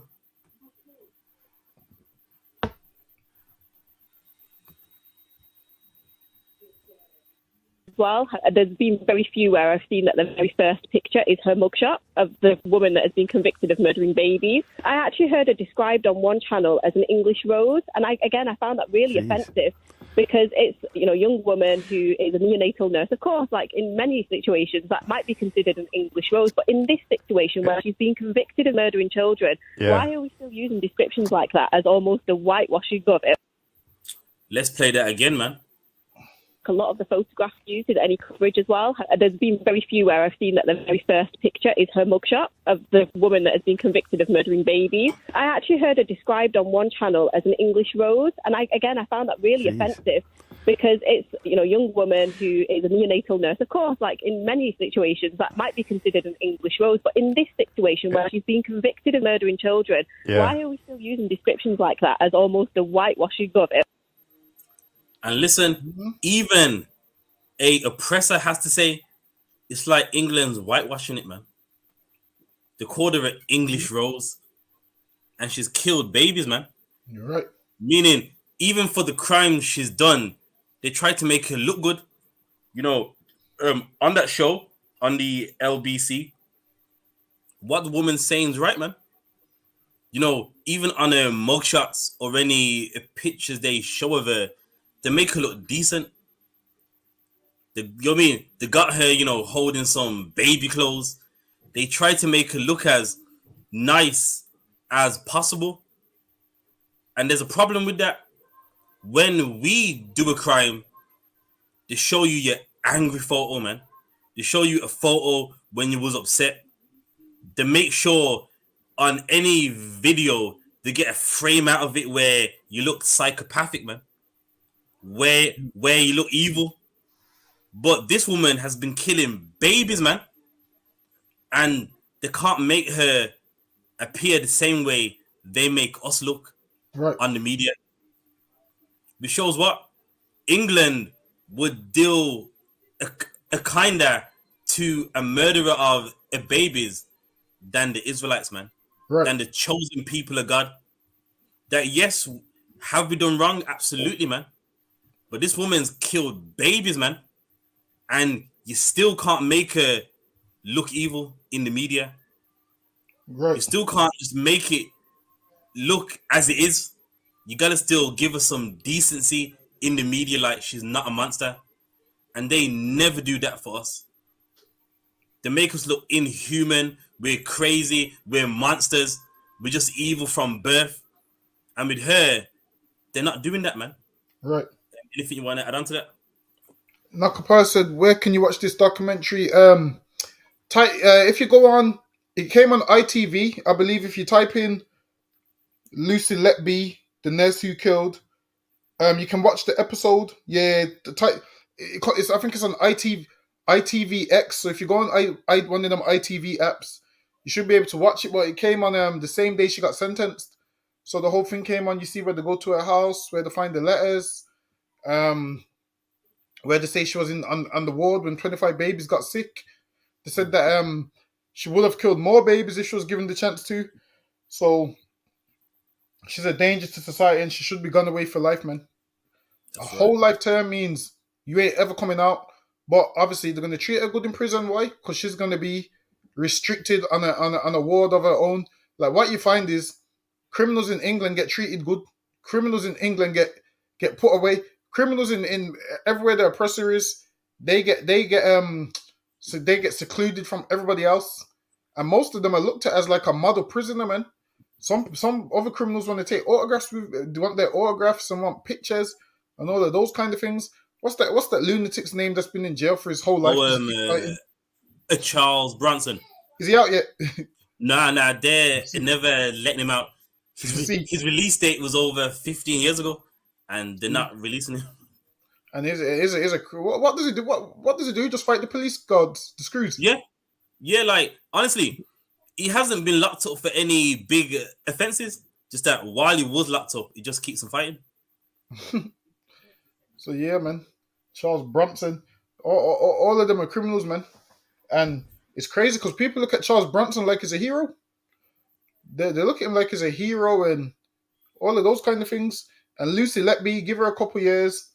She's going to be doing documentaries and getting paid off it. I guarantee you know those people from prisoners that do them documentaries and they get paid for it. Mm-hmm. She's going to be doing one of them documentaries, man. She's going to have an autobiography, and there's crazy Edomites out there that will actually buy her autobiography, and then there'll be just people just like her. If you've ever known anything about them serial killers, there's some people who are fascinated with serial killers, man. And Lucy Letby was a serial killer, so luck her. Nah, there you go. And what he says heavy. You know, you give it 10 years, she'll write a book. And believe me, that's going to be the number one best-selling book in the UK, man. Right. It's going to be sold in W.H. Smith's, in Waterstones, on Amazon. And listen, the English public is going to buy that book, man. Right. They're going to want to know why. And it's true. Like, this country is backwards. People that do the wrong get all the accolades, man. Right. Now, that's one part of it, of how she's being handled better than us. Let me show you another side, man. See if we can get this up. Bear me 1 second. So now, you know, she's been sentenced to life. Now, let's see where she's locked up. Let's see how it looks.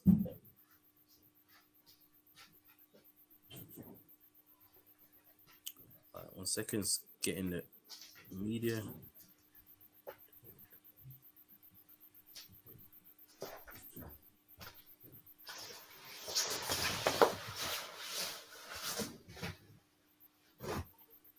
All right, I got it.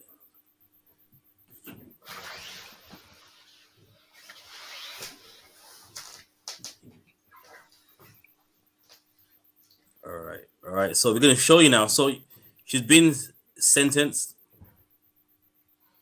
Now, what you're gonna see, he's gonna shock you of where she's gonna spend the rest of her life, and let this sink in about your uncle or your relative who's doing life. Listen, that's where she's gonna spend the rest of her life.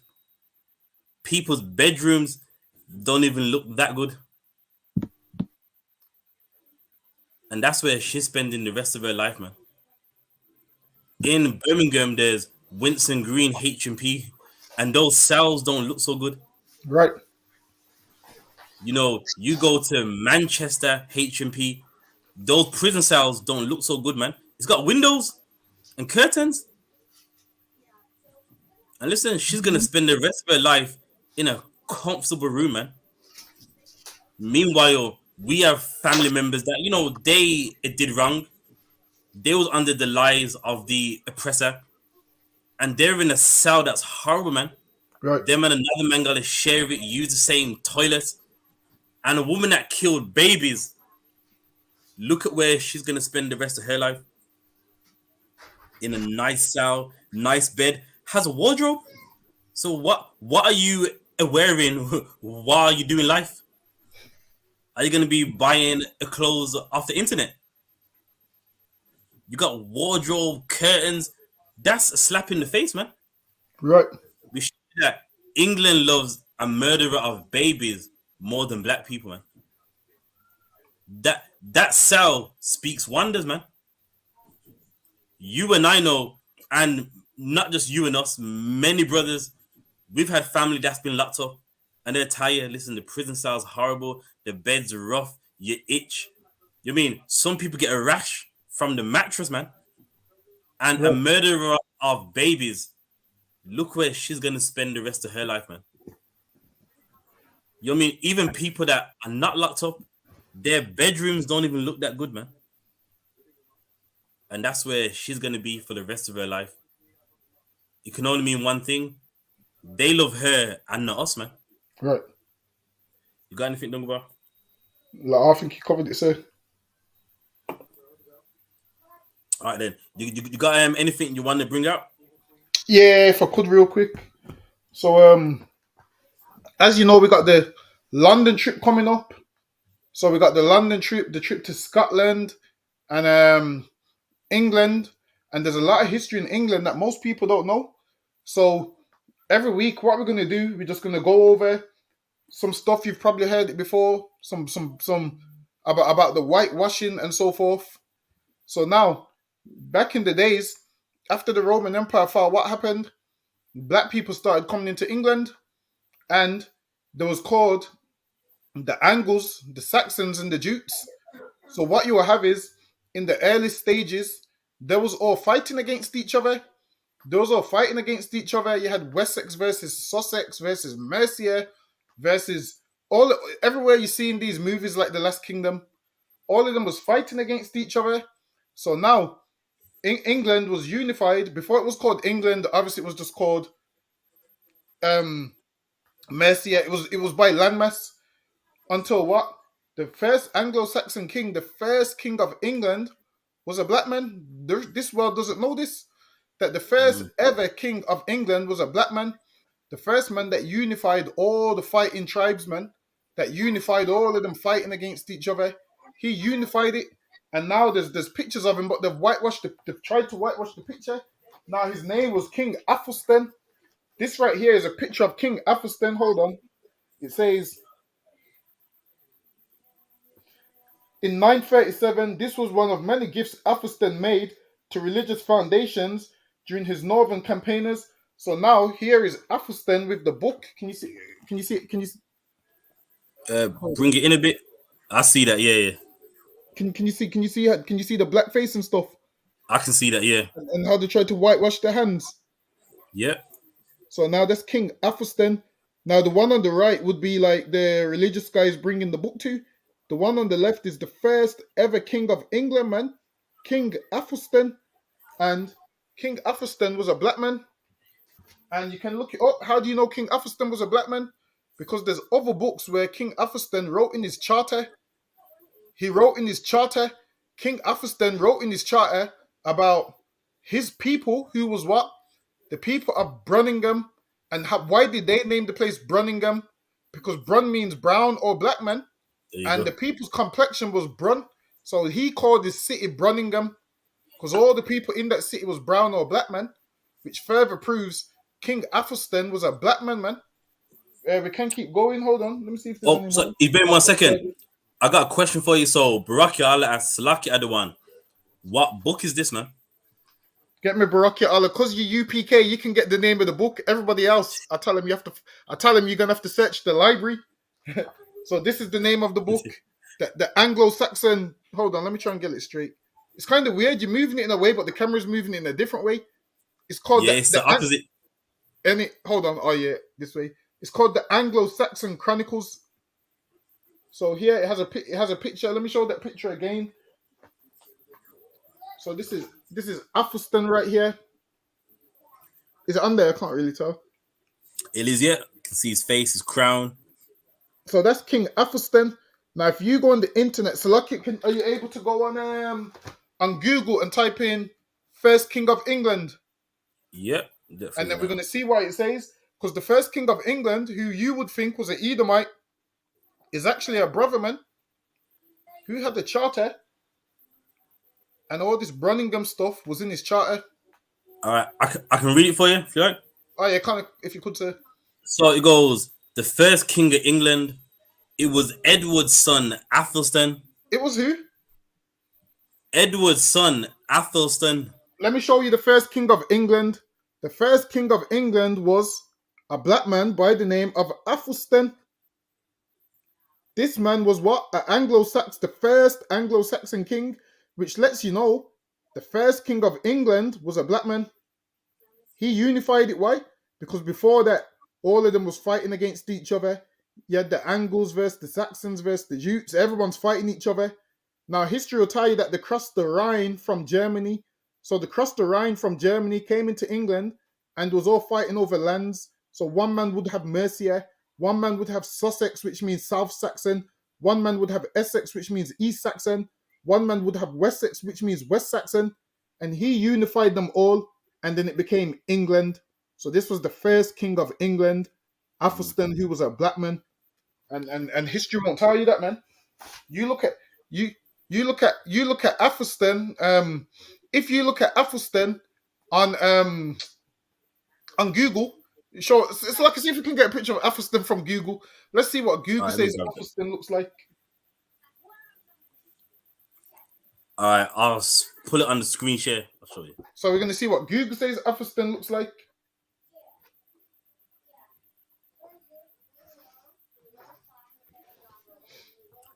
All right, you can see it. Look at that. See?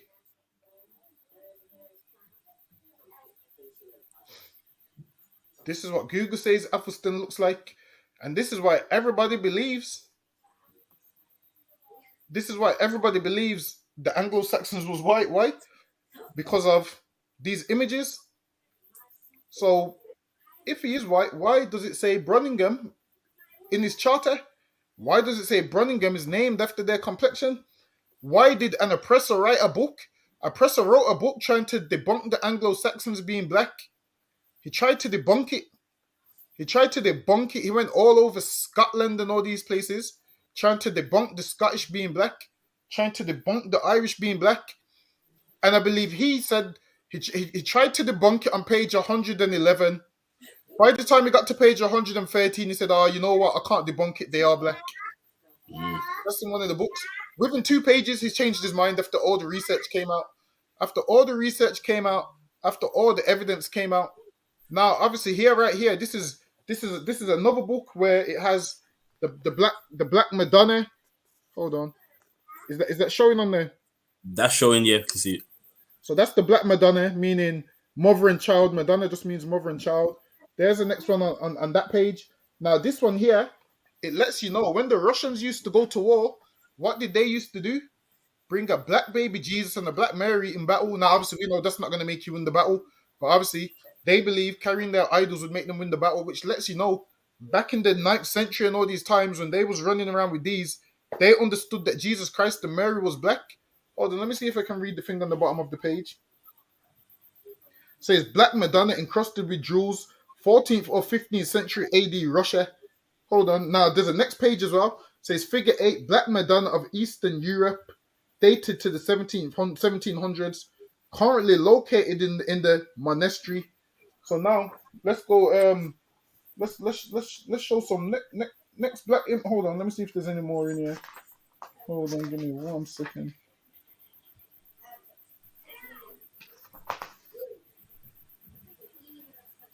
Here's another black image that they used to. This one, can you see that one there? Yeah, can see that. So that's another black image of the of the so-called Black Madonna. Here it says, "Lady of Setchoa, worshippers kissed the pavement before this icon." So they understood that Mary was black back then, man, because they would kiss this icon. Now, obviously, we wouldn't do that in here because we ain't idol worshippers. But at least back then they knew that Mary was black. Hold on, let me see if I can go one further. Now, this is another. This is it again. You can tell that this one's black as well, right? Yeah, see that. So now this is it. This is another one. So let's read what the bottom of this says. It says Notre Dame of Kazan. So they call her the Lady of Kazan. So it says Notre Dame of Kazan. It says carried into battle by Russian troops October 2022, 16th 12, the day Moscow was liberated from the Poles.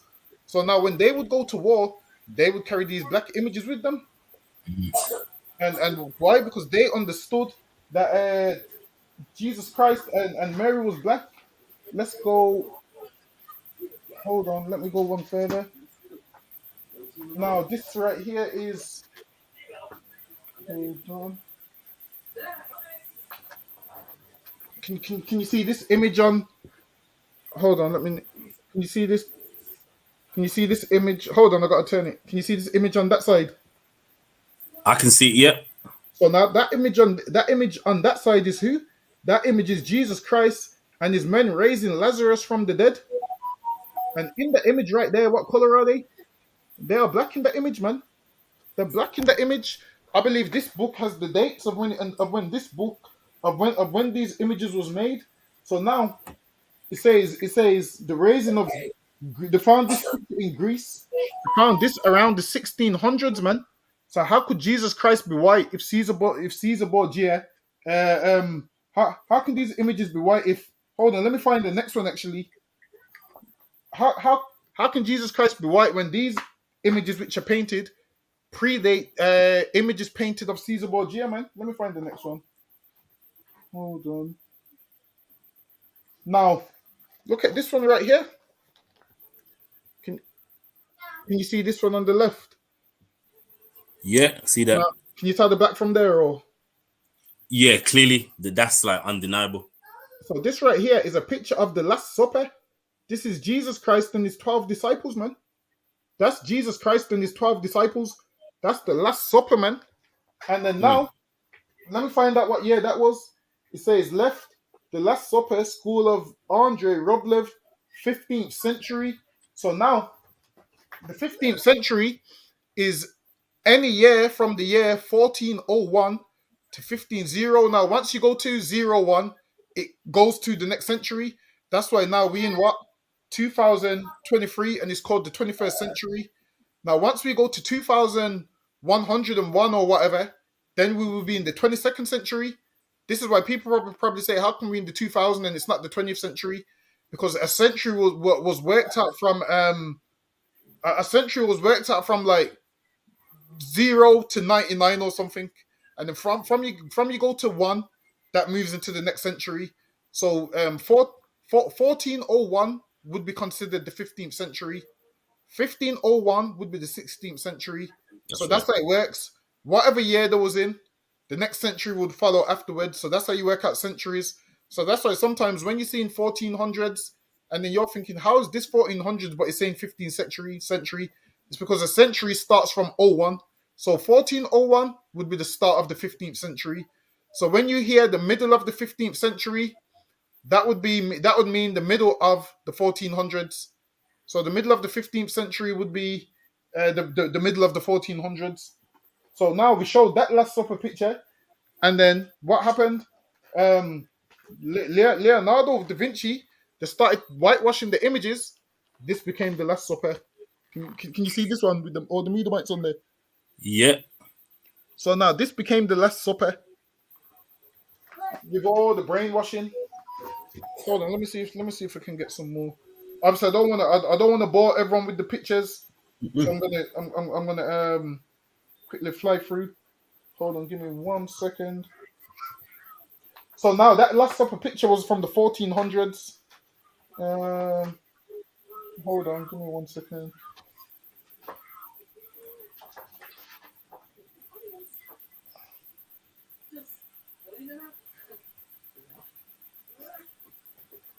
Hold on.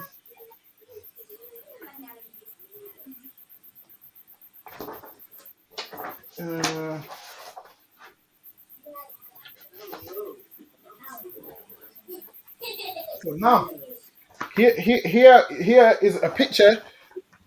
This is meant to be Jesus Christ as a black man, and this is from. Can you see as a black man in that image? Clearly. There's no getting around this one. So this is Jesus Christ, a black image. Let me see what year this is from. So this is from.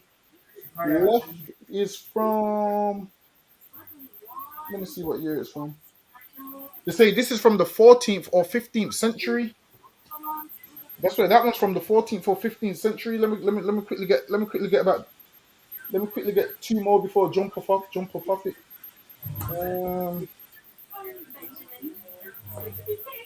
Give me 1 second.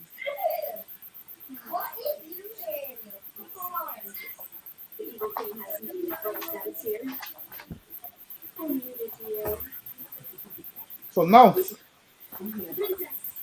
is depictions of Jesus Christ as a child. Can you tell he's black there or?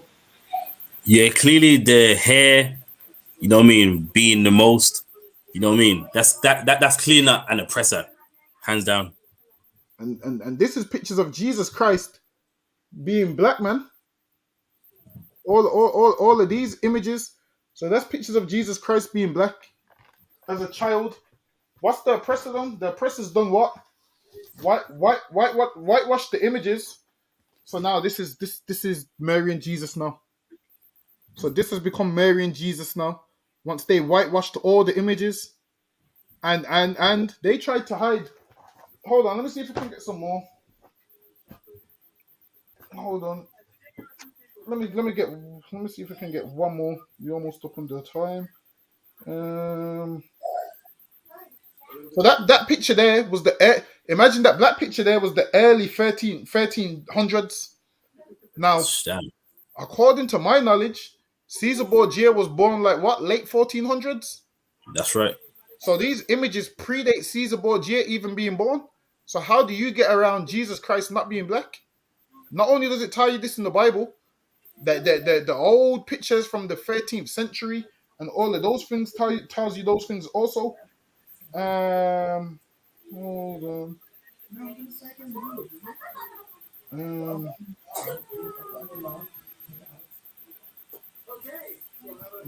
Let me see if it's.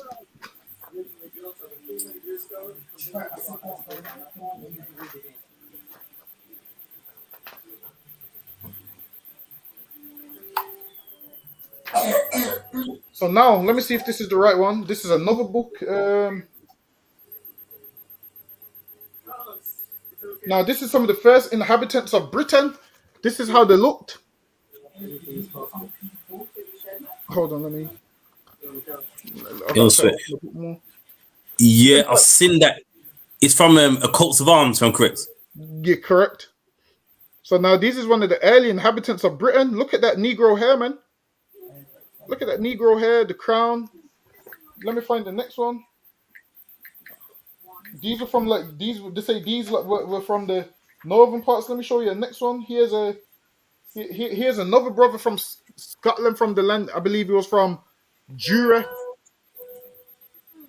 This is another one, man. And all these is early settlers of Great Britain. Obviously, I'm not going to get no more for time's sake because it's obviously I don't want to give too much information. But best we believe, man, we got pictures of Edward the Black Prince, man. We got pictures of all of them. Well, it is we just got them in the vote. We just can't be asked to pull them out right now. But everything we're talking about, we got the pictures, man, and we also got their charters. We also got why they named themselves certain things. We also got the hold on, Salakia. Give me 1 second. Let me see if I can find it.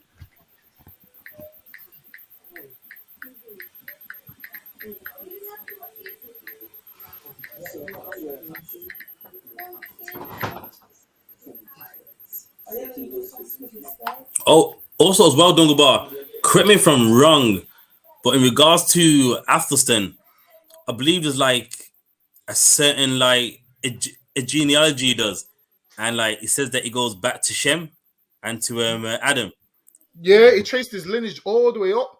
So they traced their lineage all the way from Adam all the way down to Isaac and so forth, and they traced it down to Athelstan. And then once you look at Athelstan's lineage, it goes down to the other kings that you would have had later on. So it goes down to the other Anglo-Saxon kings, and then they even trace it down to King James as well. So they trace it all the way down.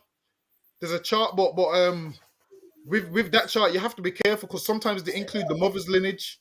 So what they try and do is they try to be slick on the chart and put Queen Elizabeth on the chart being a relative, because obviously, quote unquote, according to them, should be a relative through once they started mixing. So that's why they'll put her in the chart. But if you go all the way back, it will give you the lineage of the men, and then Athelstan traces his lineage back to Adam, Isaac, Jacob, all of those. I believe he traces his lineage through King David as well. Some of them. So yeah, their lineage goes all the way back. So even this right here is a good book to have. It's a big book. I don't know if the camera shows how big it is. It does, yeah. It's big like the Bible, man. Yeah. So this right here, it's good to have, because if there's somebody that you wanted to look up, you just find their name in the book, and then it will give you a little backdrop about who they are. So if you wanted to find Edward the Black Prince, it will give you a backdrop about who he is. If you wanted to find Richard the Braveheart, we'll give you a backdrop about who he is. So all these books is good to have, and this is why you should come to the UK trip. Why? Because we're going to bring the whole thing out, man. We're going to bring the whole thing out in depth. Obviously, today we've just rushed it for time's sake, but we're going to bring out the whole thing. We're going to bring out all the images of all the tombs, because obviously they got pictures of the tombs, how from the face of the tombs, you can't even tell that there was black people. Half of them, they broke the noses off. Now, what you'll find is some people say to you they broke the noses off because they didn't want you to know they was black. And then some people say they broke the noses off because they believe that there was life in the image. They believe there was life in the image, and if you break the nose off the image can't breathe. So that's what they used to believe. But obviously, with that, I'm gonna leave it there. But come on down to the UK trip, and you can get some more of this information, man. We got the books. You can get the rest at the UK trip, man. So lucky. Now there you go, man. If you want the rest, listen, you need to be in Edinburgh, man, with the Akim. Otherwise, you're gonna miss out, man. You're gonna just have to keep on rewinding this, man. But if you want some more, but if you want some more, listen, man, you need to be at Edinburgh Castle, man. Right. The castle once owned by King James, a black man. All right. So with that, this is another episode of On the Ends, and you know what I mean. We'll be here next week. All right, man. All right, shalom. Shalom, Israel. Commanding General YAHANNA will be doing the opening of the Feast of Tabernacles in King James Castle. Finally, the truth about King James, a black man who helped to preserve and safeguard the Bible. Live September 29th, 2023. Commanding General YAHANNA live at King James Castle in Scotland. Come on down and support the I.S.U.P.K. UK. Lift the glass, come and join the brotherhood and drink with the ancient as we celebrate and keep the Feast of Tabernacles for our King Yahawashi in King James Castle, bringing his crew of heavy hitters. Commanding General YAHANNA will put 12 chill General Hyman scripture breakdown class up against anyone, against any biblical scholar, untested, unchallenged, I.S.U.P.K, undefeated. Leviticus chapter 23, the Feast of Tabernacles, in a black man's castle, hosted in Scotland, the United Kingdom, UK. Commanding General YAHANNA will be doing the opening of the Feast of Tabernacles in King James Castle, Thursday, September 28th, Scripture Breakdown class. Friday, September 29th, there will be a King James Castle tour, also a Johnny Walker Distillery tour, and Friday night, the opening of the Feast of Tabernacles. Saturday, September 30th, we will have camp on the streets of England.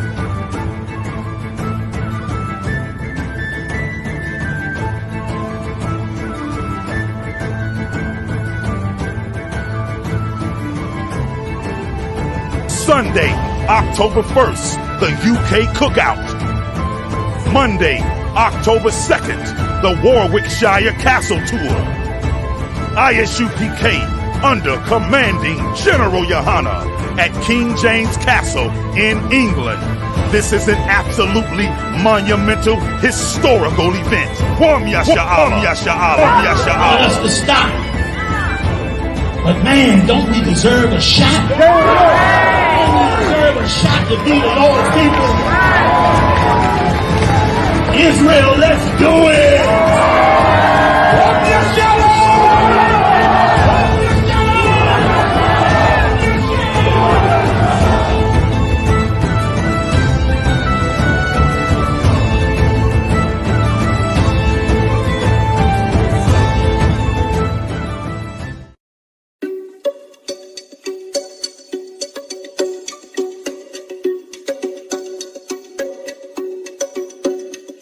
Hello mate, I spun a hard Monday. Now your place when the cause I win the chase. Get straight to the pace from a day. Hey, Shalom Israel, it's Captain I.S.U.P.K, right here from DC. Don't forget, this September, end of September, the 28th, 29th, 30th, all the way up to October 4th and 5th. Manager YAHANNA, the I.S.U.P.K, we're going to be live in the UK, United Kingdom. We're going to be up in Scotland, in King James Castle. You see the nigga on my chest. Really right there. King James, man. A black man. We're going to go to his family castle in Scotland and Edinburgh. That castle was built on a volcano. Now, that's some nigga shit, man. That's some nigga shit right there. Up on top of the volcano, brother. You don't want to miss it. Kentucky Camp Leader, you could get down. Kentucky Camp Leader, you could make this trip. You brothers in UK, you sisters in UK, you all come on through, man. Commander General YAHANNA going to be right in your yard. Back hometown, we're going to be Birmingham, Manchester, Leicester, Nottingham, London, Croydon, everywhere done. Everything done. Now your face and London, done. Another plus clansman, bad man's king, down one dance, paint on gunman. And if you feel like sending the do action, recheck good man, go get a wrong bang. My style, them a kick like Van Damme, Birmingham, London, England, Brampton. Listen up, them off the home, find them from a 30 gun, mad shot from a berry. Let us speed me a papa with my pill, them got away, you say, senseless, pan the $1 million job. And got the young pan the gram from a fans. I'm ready to it smoother than the dance. Fit them up, better know our time pan the clock. You know watch them flop, them last pan them up. Gun in the London, done.